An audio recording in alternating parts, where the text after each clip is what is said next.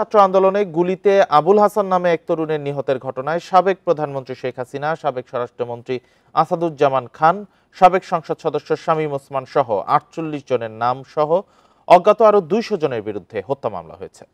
প্রিয় নম্বর সেট করে বিকাশে সেন্ড মানি করুন ফ্রি।